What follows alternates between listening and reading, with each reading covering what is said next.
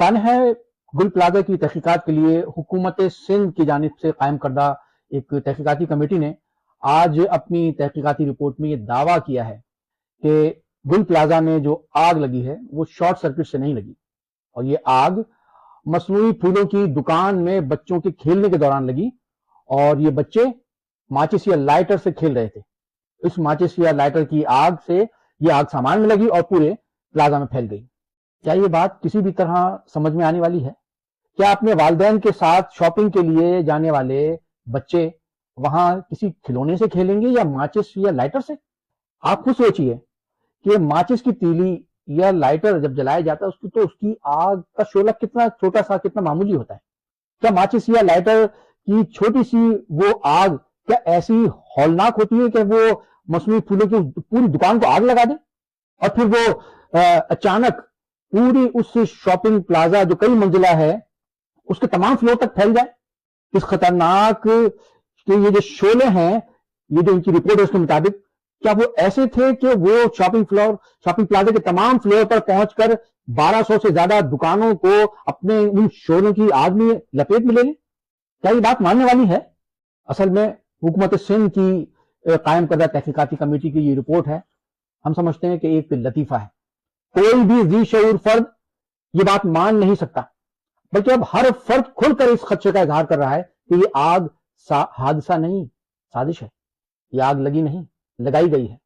گل plaza میں اب جو اندر جا کر کام کرنے والے لوگ ہیں، سیکیورٹی کے اور اپنا ریسکیو کے جو کام کرنے والے لوگ ہیں، اہلکار، وہ خود اس خدشے کا اظہار کر رہے ہیں اپنے تجربے کی بنیاد پر کہ یہ آگ شارٹ سرکٹ یا ویسے کسی سے نہیں، یہ کیمیکل سے یہ لگنے والی آگ ہو سکتی ہے، اور ایسی آگ وہ پانی سے نہیں بجھتی بلکہ وہ مکمل طور پر جلنے کے نتیجے میں ہی اس کے بعد ہی بجھتی ہے۔ یہی وجہ ہے کہ آج وہاں جو جلے ہوئے لوگ ہیں ان کے جسم نہیں مل رہے، بلکہ ان کی کھالیں جل چکی ہیں، جسم جل چکا، اور وہ ہڈیاں بھی اب سوختہ ہو چکی ہیں، ہڈیاں مل رہی ہیں وہاں سے انسانوں کی۔ تو یہ کیسے ممکن ہے کہ اتنی بڑی آگ وہ ایک ماچس کی تیلی سے یا لائٹر سے کے نتیجے میں ہو؟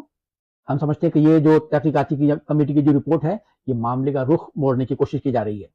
حکومت سندھ اس بات کا جواب نہیں دے رہی کہ جب 25 مارچ 2023 کو کراچی میں راشد مناس روڈ پر جو ایک شاپنگ پلازا میں جو آگ لگی جس میں 10 افراد جہاں بحق ہوئے تھے، اس کے بعد میئر کراچی نے حکومت سندھ نے اعلان کیا کہ تمام عمارتوں کا فائر سیفٹی آڈٹ کرایا جائے گا۔ کہتے ہیں کہ 600 سے زیادہ عمارتوں کا آڈٹ کرایا گیا، تو پھر اس آڈٹ رپورٹ کو ردی کی ٹوکری میں کیوں ڈال دیا گیا؟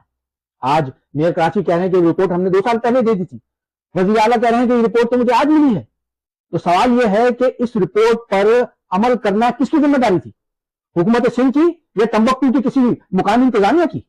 حکومت سندھ اپنی جو ناکامی ہے، اپنی مجرمانہ غفلت ہے، وہ اس کو ماننے کے لیے تیار نہیں ہے۔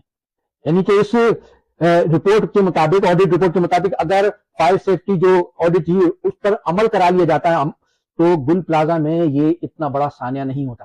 لیکن افسوس یہ ہے کہ پیپلز پارٹی کے رہنما، ان کے وزراء، ان کے ارکان اسمبلی اپنی مجرمانہ غفلت پر قوم سے معافی مانگنے کے بجائے نہایت بے شرمی اور ڈھٹائی سے دوسروں پر الزامات لگا رہے ہیں۔ پیپلز پارٹی کی حکومت اس گل پلازا کے سانحے کی مکمل طور پر ذمہ دار ہے، لہذا ہم پوری قوم مطالبہ کر رہی ہے، ہم بھی مطالبہ کر رہے ہیں کہ فیلڈ مارشل عاصم منیر صاحب، یہ پیپلز پارٹی نامی جو نحوست سندھ پر گزشتہ 18 برسوں سے مسلط ہے، خدا را اس سے نجات دلائی جائے شہر کراچی کو، سندھ کو، تاکہ اس طرح کے سانحات سے مزید بچا جا سکے۔ بہت بہت شکریہ، خدا حافظ۔